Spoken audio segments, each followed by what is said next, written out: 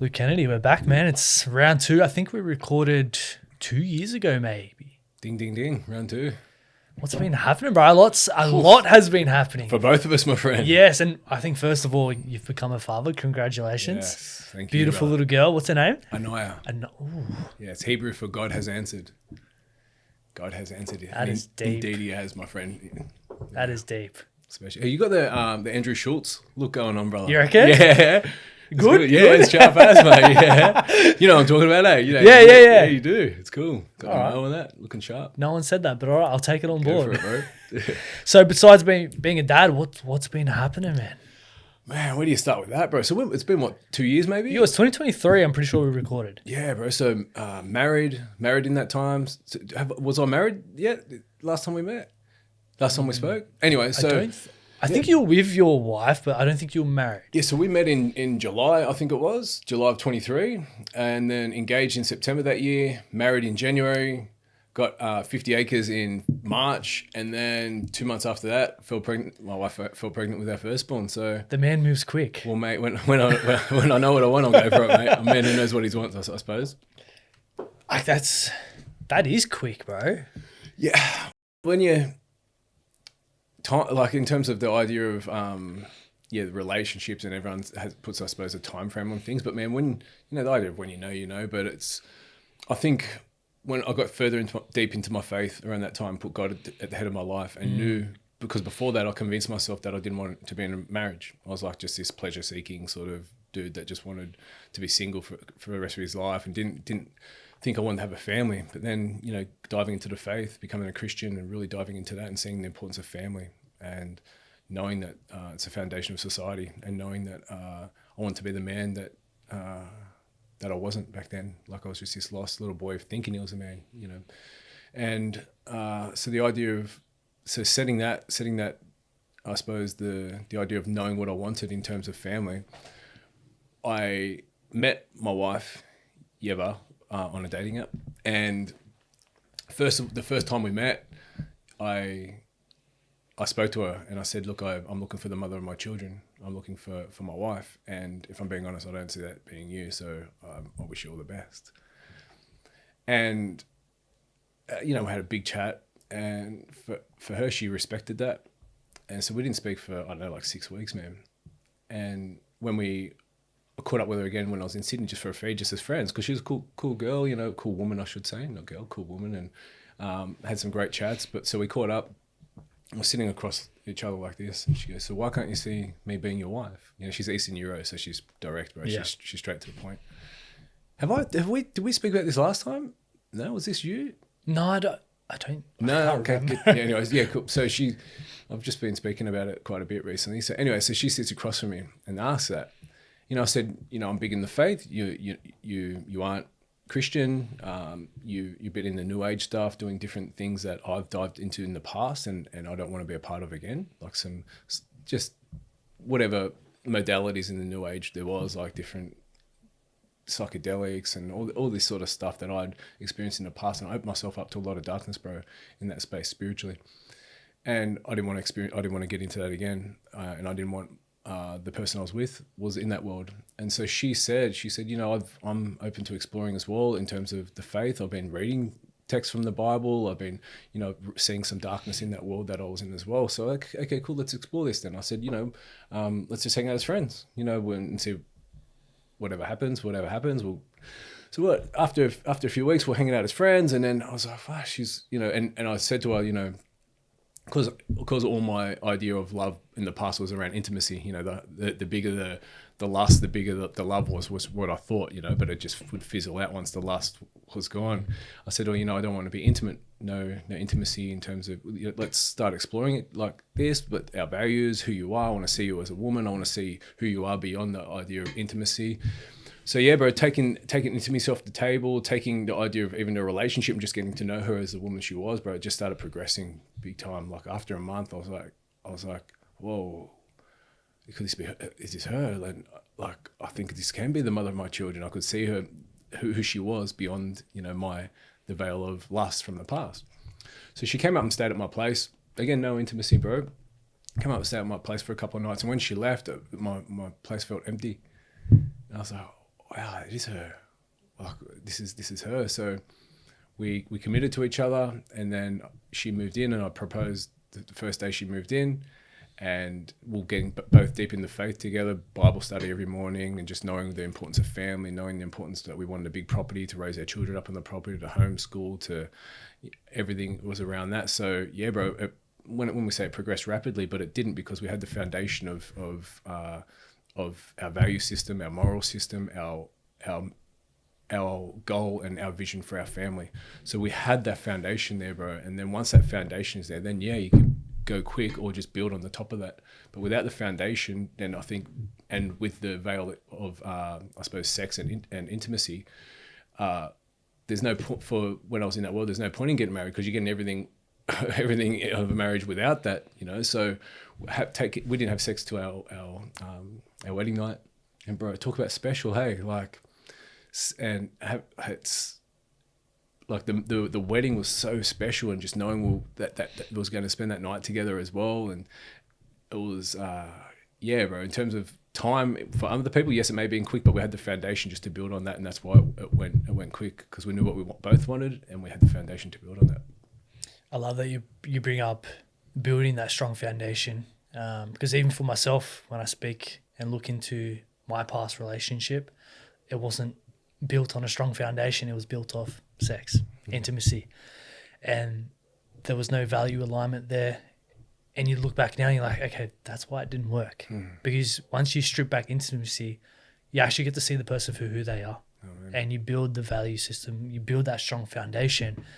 And if there's alignment there, I believe it makes the intimacy a lot more better anyway, because 100%. It's that deeper fulfillment and deeper connection and there. Love, my friend, love. Yeah, the intimacy is like the cherry on the top rather than the everything, you know. Fuck, that's beautiful, bro. Yeah, it's special. So that being said, yeah, so we met, and now a little baby, little beautiful little daughter is here now. Like, it's been an absolute blessing, my friend. You know, but even watching the birth of like that whole process, like I had no idea, bro, that's what happens during pregnancy. Because you did a home birth, didn't you? That's right. Yeah. It was like 24-hour birth. My wife, no meds, and home birth. We didn't like cowboy. We had private midwife and some a doula there. So, but man, I had, you know, I'm this ignorant dude that's just no idea about the pregnancy or about the labor or any of that. And watching my wife give birth, bro, like I was, you know, I speak about resilience at schools and all that sort of stuff, but after seeing what her and those women went through for that day to get our baby, I feel like a fraud in terms of speaking about resilience. That was resilience, man. Just going through all that and seeing that I couldn't, when our baby came out, like I didn't really first look at my baby and see what we're having, a boy or a girl. It was like, I was just in awe of my wife. I was like, I can't believe you just did that for us, for our family. Like it was for our family, you know, it was for our family. And I was just breaking down, bro. It was the best experience of all time. Tough. After it, for about 2 months, I had lockjaw like that. Because I was just tense the whole time. Like I was just like, in the photos, I look like I've got my stuff together. I even look like I'm bored. But internally, bro, I was just like, I thought for about 12 hours we weren't having our baby. There was a couple of issues. Yep. But thank God, everything worked out perfectly, and we've got our beautiful little daughter. Man, blessing. Oh, absolutely. Talk to me about, you mentioned it was only not long ago that you really deepened your faith and coming to Christianity and Christ. Was there a pivotal moment that brought you closer, or was just seeking to understand? And I think I like to call myself a bit of a truth seeker for the past 15 odd years, and I'd always find different books, different modalities, and I thought, oh, this is it, but then I was just empty. Oh, this was it, then I was just another endless pursuit. It's my healing of this, and then I was just, it's my inner child.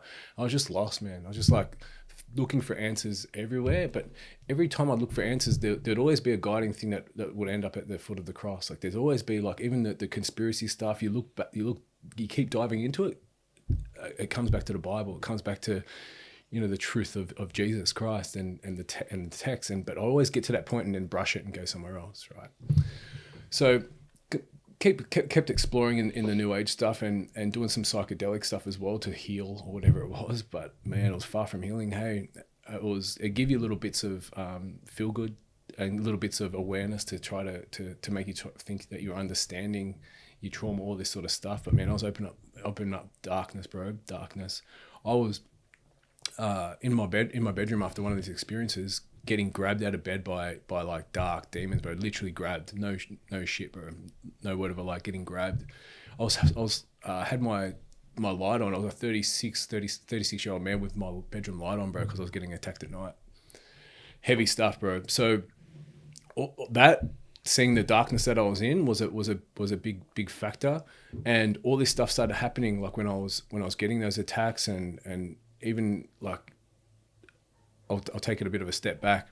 I was speaking at an event down south towards Canberra, and I spoke all day to the students, and then I held a staff development day about staff wellness. So I'm speaking there, and there's this guy in the front, big dark man sitting in the front, and when I'm talking, he's got tears coming down his eyes, right?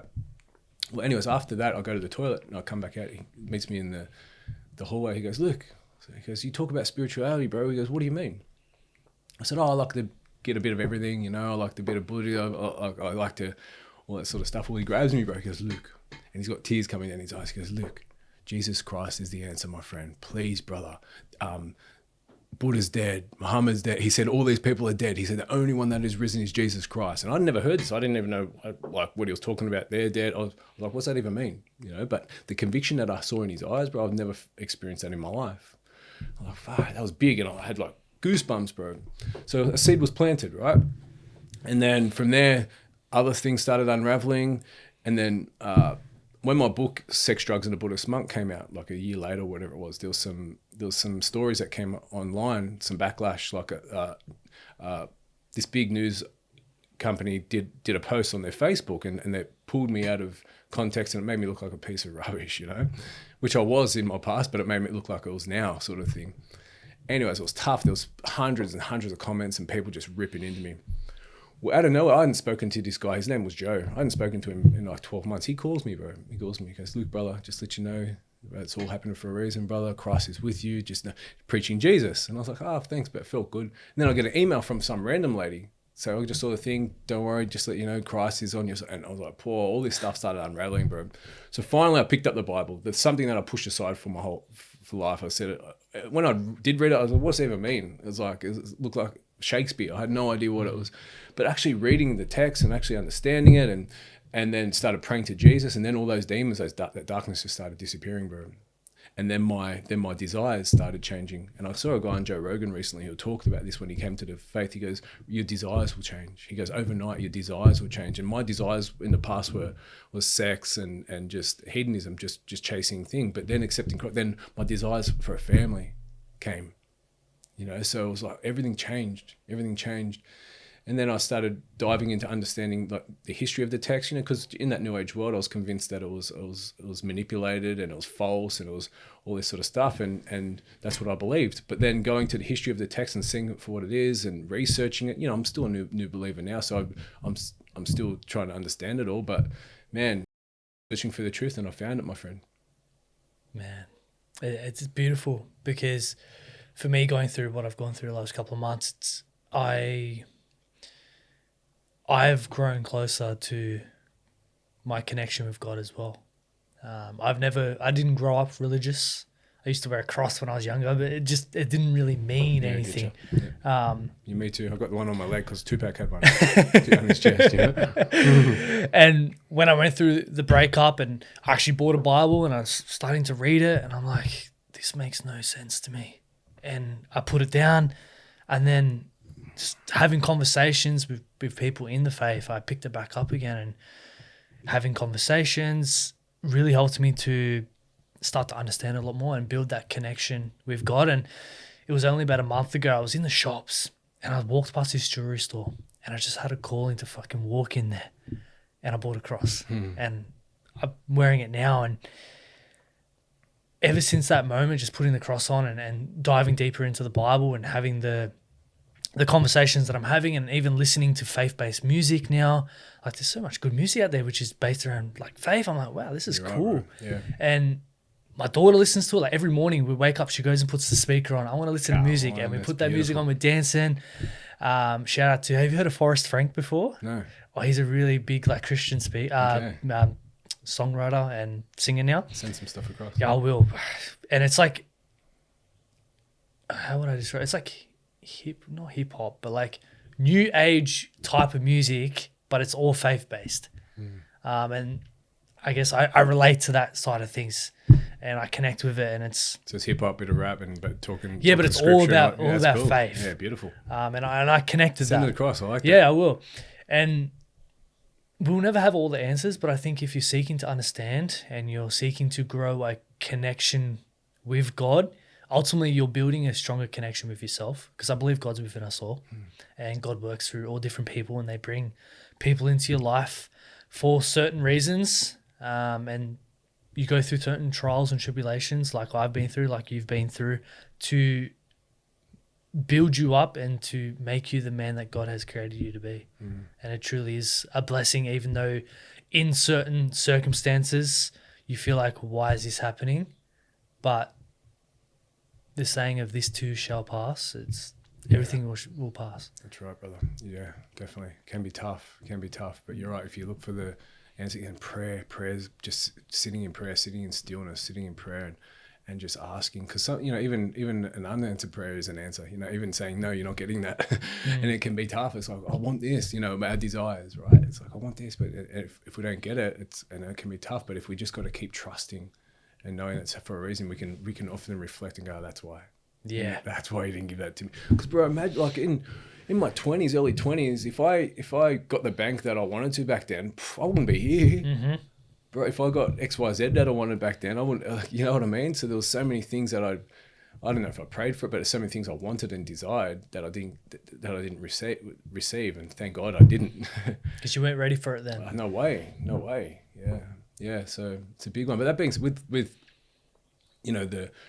having the barber, having my wife, it's been an absolute blessing, and people talk about it being testing as well. Being a first time dad, and I don't know if it's testing, but it's so many lessons there, bro. Like so many things of so many, even with my wife now. I don't know about you as well. When I had Annaya, like the different thoughts that come up, like the scenarios, the worries that come up in your head, like from even like I'd be at home, as an example. We're at home, I don't know, a month ago, and it was windy outside, right? Real windy. Anyways, I go out, and I can hear my dog barking, which rarely barks unless it's a roo or somebody's there. And it's like midnight, and I go out there and I'm like sussing it out, got the torch, whatever. I go back in the bed, and I'm laying there, and then the thoughts start coming up, and I'm like, if somebody was coming to get the place, it'd be a great time while it was windy, because I wouldn't be able to hear him. And then all my thoughts are, and if he came in, what would I do? Like, when then I was thinking about what are the self-defense laws in Australia? Like if I mess matey up, and then so I'm just going in a loop, and then I'm like, should I get this ready? Look, it's just because I want to protect my family, I'm in my head with all these scenarios, all these what ifs, but then my wife, she always just cuts through. It's when I'm in my head, she's laying next to me, she's like, I said, what's up? She goes, what if the chickens blow away? Yeah, it's like, it just brings me back, and even, so it's just these scenarios that come up about wanting to protect my family and what if. So there's so many, that's been challenging, like in terms of the what ifs and wanting to prepare and just making sure my family's safe and provided for and protected.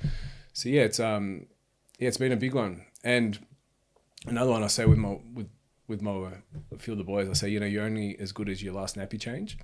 I'm like, what do you mean? I'm like, my wife tells everyone, he's the best dad of all time, he's great, rah, rah. But because I'm, I love my family, I'll do anything for my family. But if I, dog it on one of the nappy or whatever it was, you're back to piece of shit level in no time. Yeah. You know what I mean? So you're only as good as your last nappy change. So that came up a couple of months ago, and I was like, you're only as good as your last nappy change. I'm like, that's interesting, and it's like, what other areas of life is my nappy change? You're only as good as your last XYZ, and I'm like, what have I done recently? Like it's, yes, my family, yes, I speak and inspiring youth and getting amongst different communities and stuff like that. I'm like, yeah, but you're talking about something that happened 20 years ago. What's your latest nappy? What's your now? What have you done? Yeah. I'm like, what have you overcome? What have you accomplished? Well, okay, yes, like I said, you're doing great things in the community with youth and change, but what about your things that you overcome? So I'm like, oh, that's a big one. And because if I'm being honest, I've been bludging, like even with my training, even with like, I used to fight, my boxing, and I was like, okay, interesting. So that stuff started unraveling, bro, a couple of months ago. And then when Annaya came, I got rid of Insta. So I often disappear for a couple of months sometimes off Insta. I just deactivate it so you can't even find me. I got rid of YouTube as well, so I didn't even have that. Because even it was all the short form content, I was like, I was doing my head in, bro. Even on YouTube, like you'd watch, a long form bit for 5 minutes, but it didn't serve you, so you'd get to another one. And it didn't give me enough time to follow a thread, with my thoughts. I was just training myself to be so boom, boom, boom, next thought. So getting rid of all that, I started listening to some audiobooks. And listening to audiobooks, I'm on the road sometimes for 10 hours. So you're traveling, you're following a same thread for 10 hours. And it's teaching your mind to follow this same thing. And then what happens is different threads come that's aligned with that, if you know what I mean. So, and it gets to build on that. So what I'm getting at here is the nappy change, the only good is your last nappy change, are following the similar thread as well. And I was in Dubbo around this time, and I went for a park session, just a training session, and I looked online, so what's a good, this is before I got rid of all the socials, right? This is what leading into it as well. And I was like, what's a good training session? So a guy recommended doing 100 bodyweight squats and then getting into your session. I did 100 squats and I was done. I was like getting dizzy. I was like, far out, I've gotten soft, I've like, I used to train hard, but I've gotten soft. So all this stuff started unraveling. Then I listened to a Goggin's book. And then I was like, far out. Definitely that inner bitch he talks about, right? And I was like, far out. I've gotten so soft with my training and getting in my comfort zone and suffering, and things have gotten comfortable. So I was following the same thread. All these things started jumping on board. So I started listening to him about running, and I was like, oh, I'd love to be able to run, but I've had a hip replacement. That came in. I was like, oh, what's that? And the year before, I supported a bro doing an ultra marathon. He did 100 Ks. Anthony's champion. He goes, oh, bro, next year I'll support you. I said, oh, I can't, bro. I had hip replacement, but I could feel it at that time. I was like, no, you're kidding. Like it's bullshit. You're using that as an excuse. Yeah, and you can feel it, but you just, get on with life. But all those things build up, and it was building up. So then when stuff started unraveling, I'm like, okay. And so I'm driving home listening to Goggins, and then I was, when you look at one book and then the algorithm of all the runners come up, I kept seeing this dude, it looked like some Swiss dude, and I was like, oh, I put it on, and it was an Aussie. It was that Ned Brockman. Oh, yep. Yeah, I'd never, because I wasn't in running, I was rarely online back there, and his book came up. I was like, listening to him, I'm like, oh, that's mad, and hearing what he'd done, hearing raising the bank for the homeless. And then another dude, Cameron Haynes, I think it is, a hunter. He's a weapon. He came up as well, all these mateys, and they're like, oh, fuck, what have I been doing? And Cameron Hayes, I think he talks about when he goes into his town, sometimes he sees the flatliners. I think he talks about them, the people sitting in the pubs or whatever it is, the flatliners, like they're dead pretty much. And I was like, wow, have I become a flatliner kind of thing? So, and then when I moved to a country in New South Wales, there was a little church up for sale.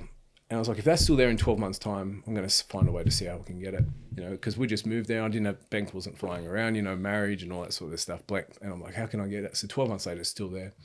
Okay, wow. So then I started doing jogging a little bit. First time I did a couple of 100 meters of our driveway, and I was spent, Gornskis.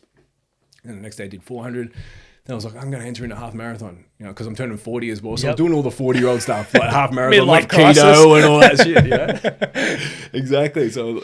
But then, so the half marathon scared me, bro, because I was like, it's massive. I haven't run 1K yet.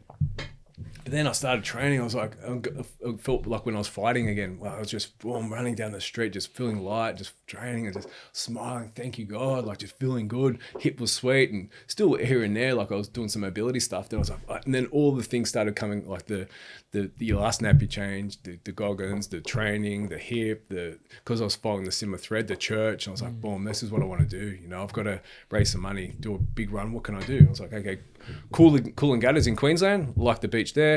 Cronulla's a beach in New South Wales. So I'm running from Cooley to Cronulla on December 16. So it's a marathon a day for 21 days to raise the money for this church. It's called Running for Eternity, and we're good to go. But man, it's been hectic, hey? Like just the training and the mobility around the hip and the strength, and got a coach on board and all that sort of jazz. It's been epic, loving it. Do you feel like you're going through, in a way, a identity shift? Because obviously you mentioned like with all your talks, it's about your past life, and now you become a dad. You're doing all these things now. Do you feel like you're detaching from your past and shifting in identity? Yeah, nice. I like that. Yeah, I haven't thought of that. I think it's coming into the next chapter for sure.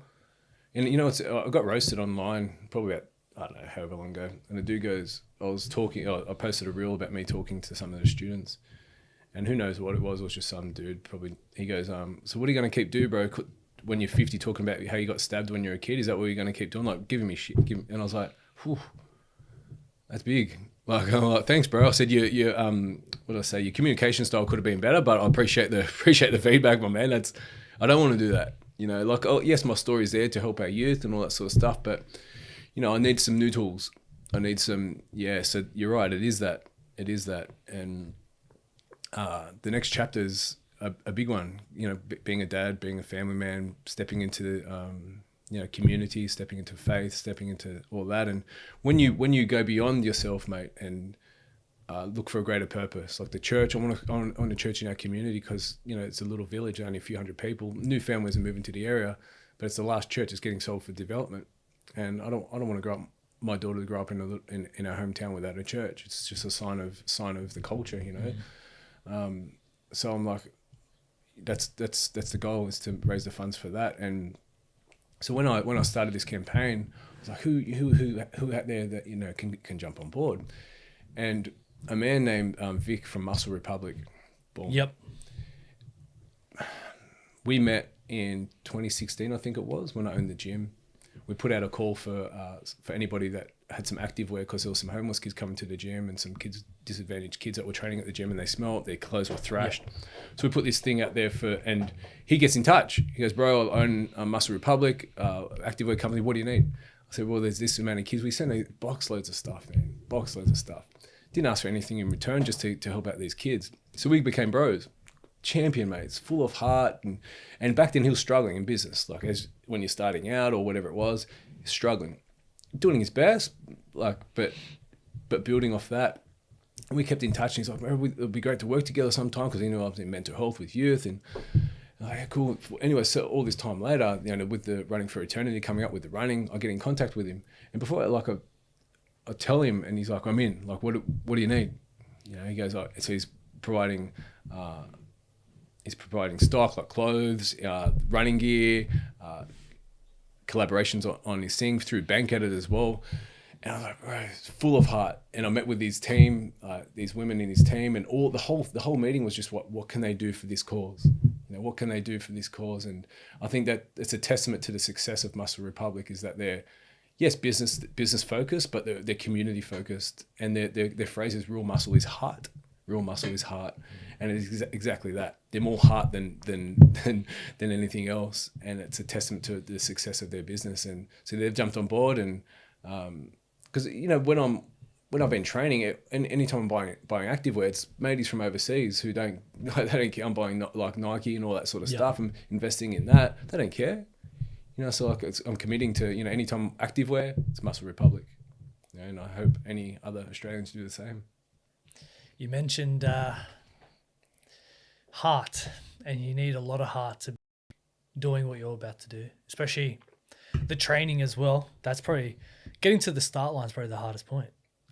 Well, that's what the coach said to me, bro. I went and met this running coach, and because, you know, anything we want to succeed in life, we need a good team, you know. And because I was doing it on my back, I had the apps on the phone saying do this, that, and the other, but I need something more tailored because of hip and the distance and nutrition. Anyway, so I go and meet him. I show him my schedule. I'm going, bro, I'm running like 40K a week. He goes, mate, that's too many Ks. You just started. So what are you talking about, bro? I got this run. He goes, yeah, but the risk of stress fracture now, the risk of this. He goes, I've got to get you to the start line fit, strong, and uninjured. I said, no, bro, you got to get me to the finish line. He goes, no. He goes, I've got to get to the start line. He's just sort of walked off. Yeah. I was like, that's massive. You know, his job is to get me to the start line, but then it's on me. You know, and that's like any great coach, any great mentor. you plant seeds, but they've got to get to the start line. But then the success or the failures, everything is on you. The coaching's great, but they're there to get you to the start line. But the rest of it to finish the race or to X, Y, Z, it's on you. So I was like, that's powerful. And because in the past when I was training, it was with my fights, it was train hard, fight easy. The more you sweat, the less you bleed in the ring, kind of thing, right? But it's not the opposite, but it is sort of the opposite for what I'm preparing for this. Because he goes, during this run, you're going to get injured. He goes, you're running a marathon a day, niggles are going to come. You're going to get injured. He goes, so we've got to prepare you as much as possible so when the injuries come during the race, you can get through them. The last thing we want to do is get you injured before the race. I was like, that's mad. So pulling right back and being smart with my training. So it's been different to what I've been used to. But then you talk about heart. I said to him, I said, my mind will get me there. My spirit, I'm solid, rock solid in pushing through adversity or pushing through resilience and getting stuff done. I said, I just need the help with my body. I need help with my body.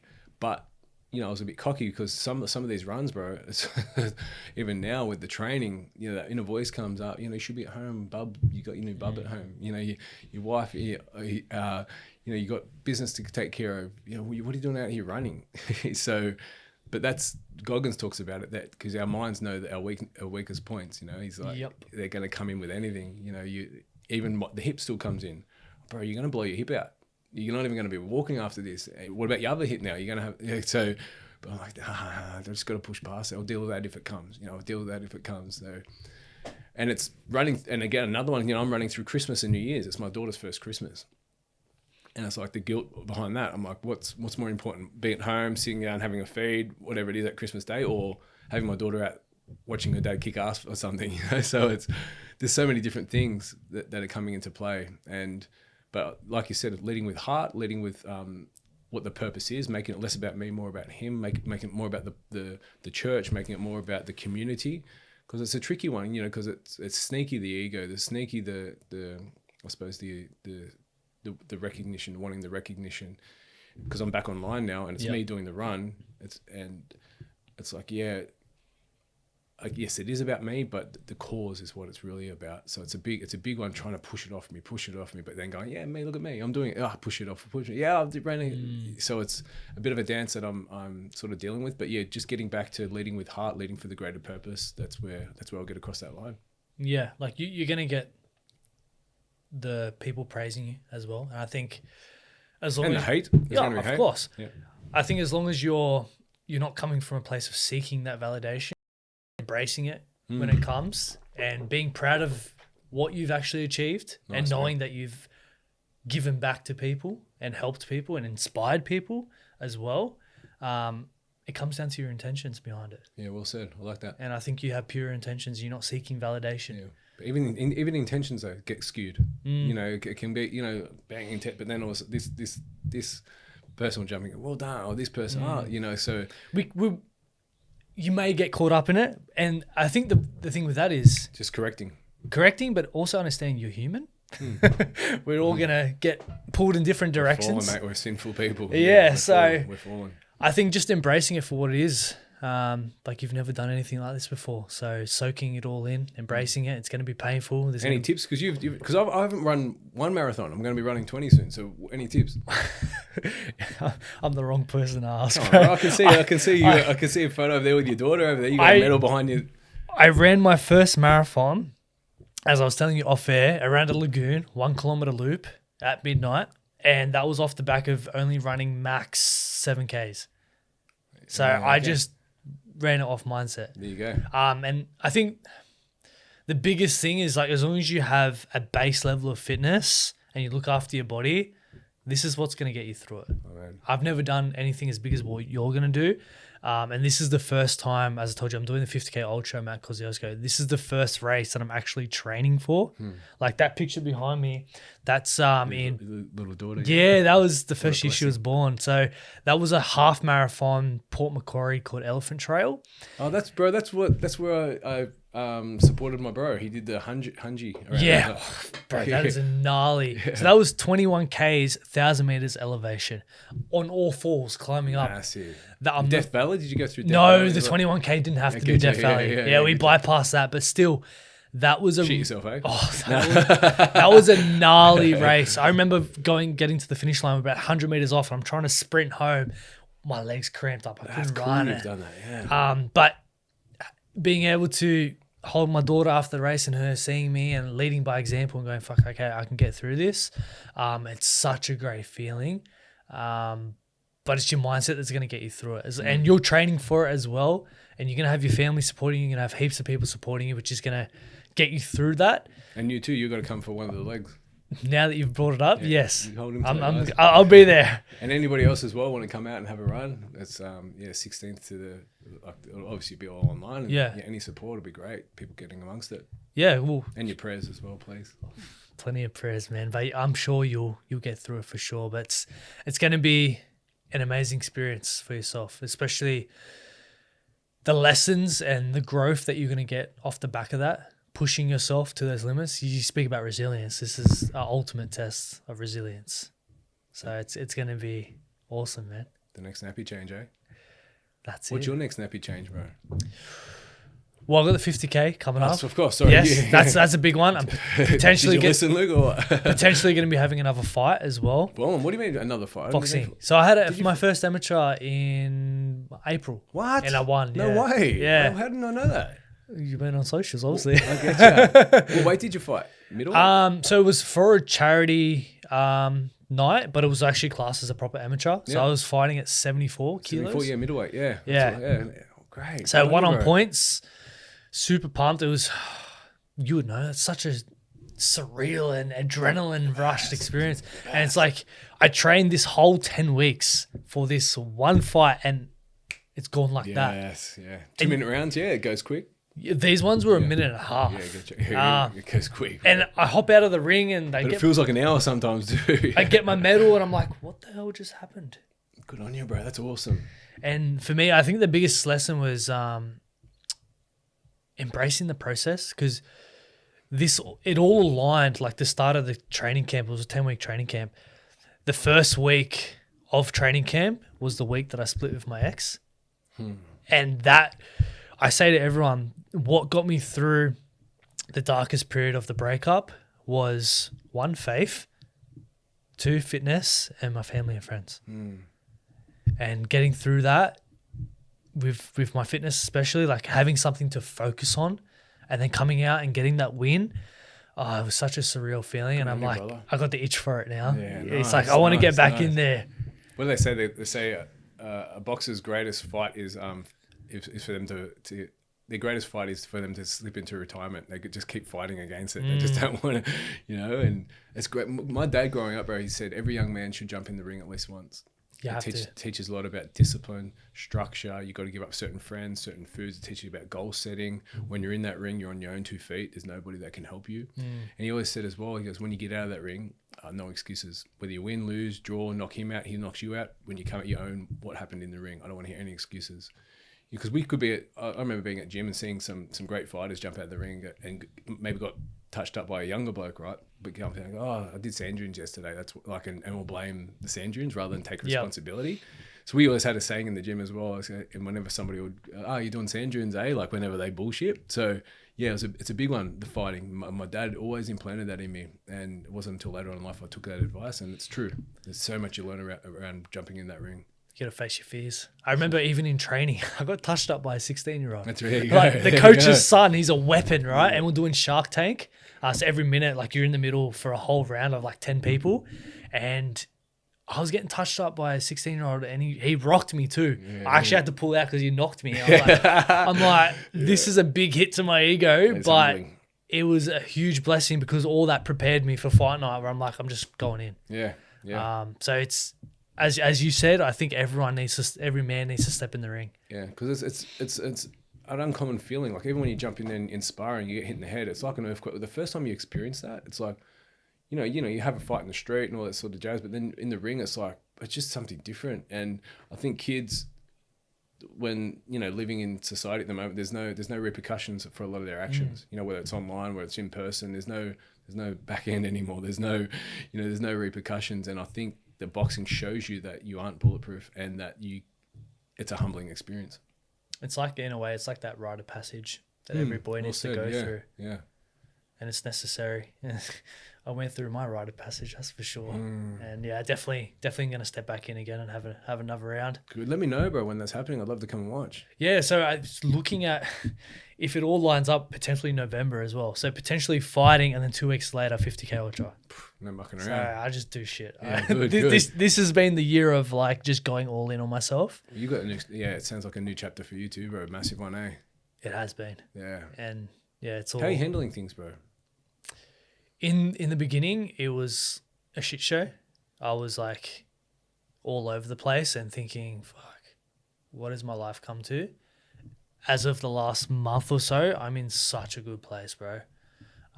Yes, obviously it has its challenges, but I found a lot of peace within myself through doing the work on myself, reflecting, journaling, work around. Actually, who am I? Because I realized I wasn't showing up as my authentic self. I was showing up as someone that I thought I had to be. And I was insecure within myself. I felt like I wasn't good enough. I wasn't confident. And through deep diving on that and seeing that a lot of that stemmed from my childhood, through various situations, I've now been able to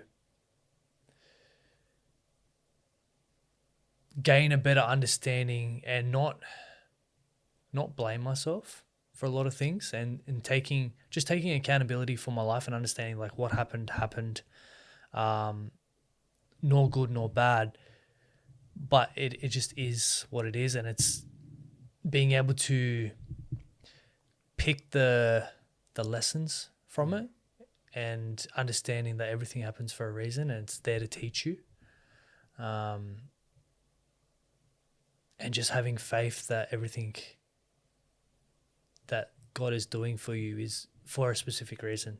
Amen. Like, as I said, I thought my world was ending when my relationship broke down, because family's massive for me. I wanted to... So it should be, yeah.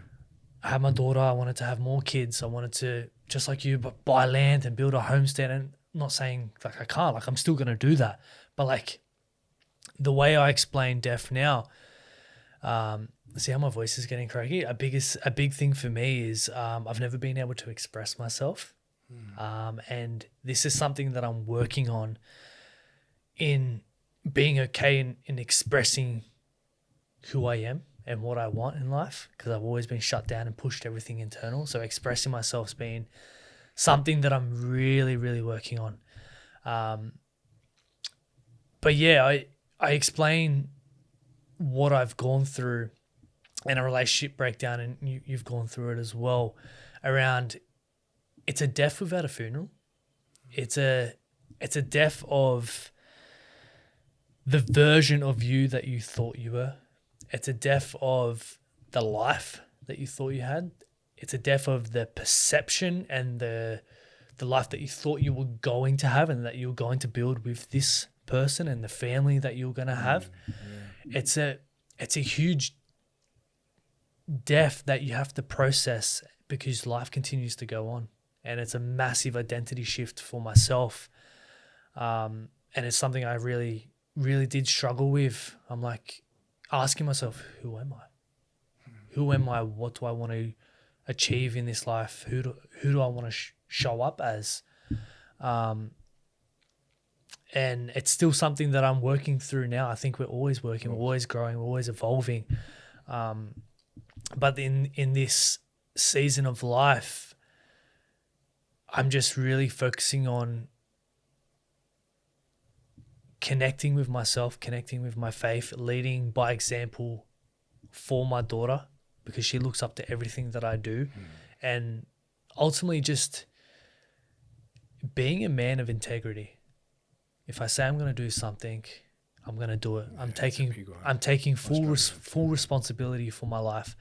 I'm leading with calm strength. Oh man. That's a big thing for me, and not internalizing everything. As I said, expressing myself, setting boundaries for myself. If I think something's wrong, I'm gonna speak up for it, and that comes back to that integrity piece. And I even have it on my phone's there, but I have a whole passage that I read out every day on the man that I want to be. Oh, that's beautiful. And leading with love is a big thing too. Not, especially after the breakup, I didn't want to be a man that punished other people, other women specifically, for what happened to me. I have a lot of love to give, and I don't want to let what happened go into another relationship and then possibly tarnish that, because that other person doesn't deserve it. I don't deserve it. And what's happened. And there was so much lessons and blessings that came from that as well. So it's been a massive spiritual journey for myself, a massive healing journey. And it's a journey that I'm still on. Yeah. Thank you for sharing, brother. Thank you.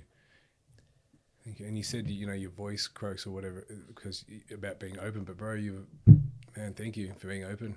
Thank you, brother. And if that's something that you've struggled with in the past because you've been held with that, but look what you're doing now, my friend. You're breaking patterns. You're jumping in the deep end, just even doing this, putting yourself out there. So thank you for being the man, this type of man this world needs, bro. Pushing through patterns and breaking patterns, I should say. I appreciate it. That's actually the first time I've actually expressed that. So, fuck. You want to be a podcast host? I love that. Well, you're just trying to get another client to hire at his space, mate. No, thank you again, brother. No, it's leading by example. It is a big one, hey. And thank you. You have to lead by example, man. Especially as a man. Yeah. Oh, mate, because our family, and our kids especially. Well, my baby's not old enough now, but my wife, bro, the quick to call us out, bro. You got to lead your woman, right? Think that's 100%, brother. And I wasn't the man in the past to be to lead my family, and in the faith, it's got. I promised my wife in our vows that I would love her like Christ loved the church, and that's a sacrificial love, leadership love, 100%. But I die for my family, and knowing that I'll die for my family allows my family, my wife, to feel protected under me, to feel protected. And when I say under me, people will say, "Oh, my wife's under you," and all that sort of. That people kick up a fuss about it. It's a protection. It's not a value system. It's an order for how things work best. I'm there to protect and provide for my wife. My wife is there to look after our home, look after our daughter, and I'm there to look after my daughter as well. And it's a way things work best. In the past I'd skew that, and I'd be so agreeable. I wouldn't be leading in terms of making the decisions for the people in my environment when I was in relationships. I wasn't standing as a man of integrity at all because I had nothing to stand on. Now having the faith, now having my values, now that's something to stand on, and having something to stand on allows my wife to be comfortable in being led, and she's okay with she feels in herself, and I don't even have to I suppose speak for her, because she says to me all the time, being stuck in that new age world of getting told that, I don't need a man, I don't need to be led on. And she goes, it's full of anxiety. If you're anxious in that world, because she was always uncertain. She didn't know who to trust. She didn't know what direction she was going in. But now being in our relationship, she goes, it's allowed me to relax into being an actual woman and being feminine, and knowing what her space is in our relationship, knowing what my space in our relationship. It gives everyone something to relax into because we've got something to stand on, and it works incredibly well. And I'm thankful for that. Because in the past I wasn't that, and either was she, but now we are, and we're absolutely thankful. Yeah. That relationship dynamic, I feel, is slowly coming back. It is because what we're doing isn't working, my friend. And when I said it before about speaking for my wife, and my wife, somebody online said the other day, they said, when I mentioned about my wife feeling so, she's never felt more of a woman since becoming a mum and being a stay-at-home mum. She's never felt more, and this person said, it'd be more trust. I'd be able to trust that more if it came out of her mouth. And I was like, I promised under God that my wife and I become one flesh, meaning that she trusts me to speak on her behalf, knowing that what I'd say on her behalf is truth, and I trust her to speak on my behalf. We're the same person. Yes, there is a leadership there, but we've promised to become one flesh. So I trust her wholeheartedly to speak on my behalf because I know what she'd say is truth in terms of my integrity and who I am as a man, and she trusts the same. So yeah, it's interesting when people come out and say, "Oh, I want to hear from her say that," but I am her. Yeah, but as you said, it's been demonized for a woman to, in a way, submit to a man, and it's not to say that the man is like, because they think, the man's being chauvinistic. It's like, me saying you do type of thing. No, my wife's Eastern Euro, bro. She's staunch as, bro. She runs the house, man. But when it comes to the big things, and it's not like I'm just saying this. We sit down and yes, we communicate, talk about, talk it out. And say pros, cons of whatever situation. It's open communication. It's open conversation. You might be right about that, babe, but hang on a second. What about this? Okay, boom, this is what's going to happen. Yeah. And it's not this dictator in the home banging his chest at all. It's far from that. It's respect. It's a protection for the family. The only reason why I want to do that for my family is because I love and want to protect and will die for my family. That's the only reason why that order that I want to stay on that order. Because if the order's upside down, there's too much confusion. There's too much uncertainty in the household. What's happening? Where are we going? What's the direction of our family?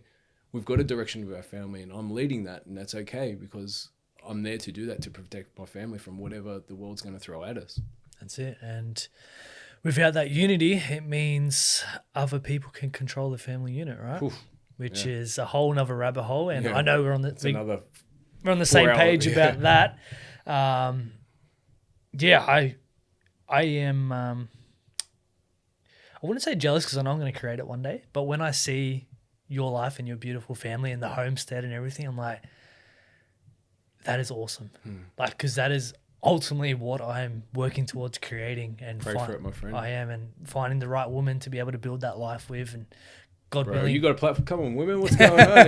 Any Christian women out there that are keen on a homestead? Here's your man. Yeah, that's. I'm going to build it one day, and I've said it to women that I've spoken to now since being single. It's like, this is what I want, and if you want to be a part of it or you don't, because this is the life that I want to create, especially for my kids. I don't want my kids in school. I want to homeschool my kids. I want to raise them up that way and have God at the center of the family unit, because.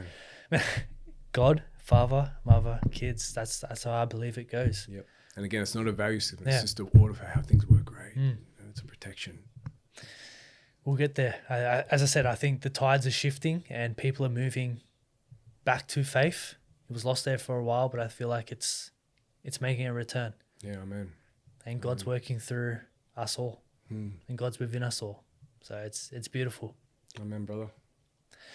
Man, I'm excited for you, and I'm excited for this run. And I'm excited for you, bro. Don't worry about it. I'm excited for you. You're the guest, bro. You're the guest. We'll flip the switch here. Yeah, I'm looking at your fight. You're stepping into the new role. You relate, in terms of being a man, and opening up, and your voice cracking a little bit more. That's great, bro. In terms of your emotions, that's great. My balls are dropping, bro. No, I didn't mean that. I felt that. That's what I meant. I meant about opening up with your emotions, my friend. But it's not about, you say be open. It's not about being this emotional wreck or whatever it is. It's about, opening up and saying, feeling the emotions to move through them. So good stuff, bro. For your run, bro, I'm definitely going to join you. Thank you. Now that you've brought it up, and I speak about integrity, so if I say I'm going to do something, I'm going to do it. Done. I'll touch base on what leg that will be. Obviously, it'll be one closer to Closer to Cronulla. Sydney, you reckon? Maybe that last leg. Not out here, bro. Not out west. We're not this way, bro. Maybe that last leg, the one where you finish around Cronulla area. Yep. once we find out dates and when you're going to be doing exact legs, I'll join you for sure, because I want to support other men doing good things. And I speak about iron sharpens iron, man, and we can all help each other to grow and have an impact in this world. Thank you, brother. I wanted to ask you one thing around... Got some more in us, do we? One more thing, because I think it's important that we speak about it, especially when it comes to fathers. And we spoke about the big test in life in becoming a father. And I seen a video on your page around, you felt like you're cramming in all this stuff in your life, trying to prepare yourself for the biggest test in becoming a father, and feeling like you may not have done enough, or you may not have felt like you were prepared enough to become a father. So I want to ask you, how do you feel like you're going now? Yeah, solid, going great. Yeah, really good. The doubts still kick in as well, because I go away for events. I'm away sometimes for a week. Recently I was away for 2 and a bit weeks, which was too much. So it's a big one of continually adjusting and observing my presence is a big one as well. Presence, because when I'm at home, I've still got work to do, like online and emails and inquiries, and I've still got work to do. But having my daughter there, because I go away and then I come back and I've got some work to do, and it's like this dance between being the man and the provider, but also, bro, you got your priorities, your family. So dropping the laptop, getting rid of the phone, and being present with the family. So, and it hasn't been perfect, being honest. Like there's been times, because I took like 6-7 weeks off, bro, when she was born. So I was on the back foot in terms of events coming up, and still got bills to pay. And so it's been a big one that I've been watching. But when I'm there most times. So leading up to the birth, I was like, because I did no research about the pregnancy part of it and all that sort of jazz. I'm like, what am I prepared for that? And I feel the bros rocked out and they go, bro, you're solid. You've got this covered. Just be present. Just what you'd make the decisions you want to make. You be there for your wife. Just be there for. And it was great advice, because leading up to it, I could do my head in. Am I prepared in terms of the birth? Am I prepared in terms of the home? Am I prepared for all of it? But just I suppose dropping the idea of being prepared, and just knowing that I've got stuff covered when it comes down to it. Just be there for my wife, be there for my baby, which we've set since we first met. Then I once I dropped the overactive stuff where I thought I had to do certain things, and just knew I could just stand strong in the man I am, then I've got it covered. It's a very natural feeling to feel like you're not prepared. I remember when I found out, like, I was 24 when I found out. And I'm like, wow, I do not have my life sorted. I can't even look after myself, let alone a little child that's going to come into this world. You learn as you go. And now doing it by myself has been a massive challenge. Yet I have a lot of dads come up to me and go, you're doing such a great job. I'm like, it's what I have to do. Yeah. Like it's now become normal for me, because I've just had to learn, and you do it on the go. That's right. You're never going to be perfect. Just be there for them, hey? That's it. Yeah. Just be present. If you could change one thing, bro, go back to the birth of Bub and being a dad, becoming a dad, what would you change? Especially the first year, if there's anything. That's a good question. I've never thought about this. What would I change?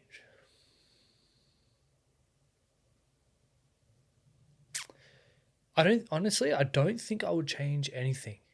And I don't say that as a cop-out. I say that as I've always been a very present father, and I've always been involved. And, before I became a dad, I went to my ex and go, I'm not changing nappies. I'm not changing shitty nappies. Now, like, she's toilet trained now, but before, I just change them with ease. I don't care. Like, it is what it is. Like, you just get used to it. Anything for him, hey? Yeah, you embrace it.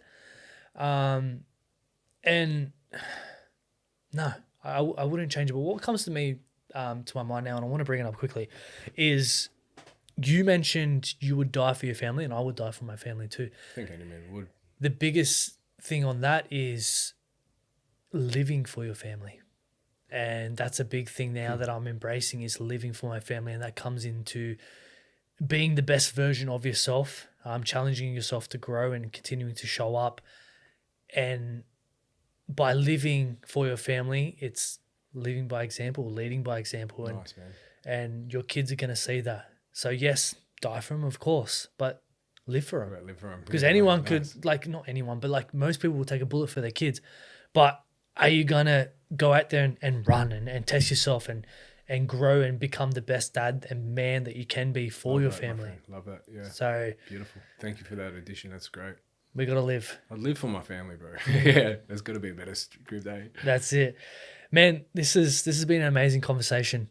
Where can the people support you and find where the runs, like the legs of the run and everything like that? And Yeah, sweet. So all the logistics stuff's getting uploaded over these next couple of weeks. But Luke's Kennedy, Lukes Yep. Kennedy is my Insta. There's a link to the GoFundMe that has all the information about the church and the money we need to raise for that.